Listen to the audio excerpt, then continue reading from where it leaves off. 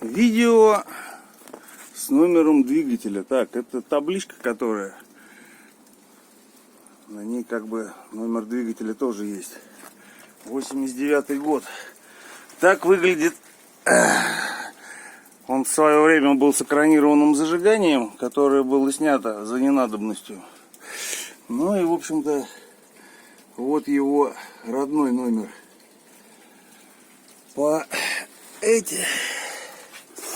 целом двигатель 511, насколько я понимаю.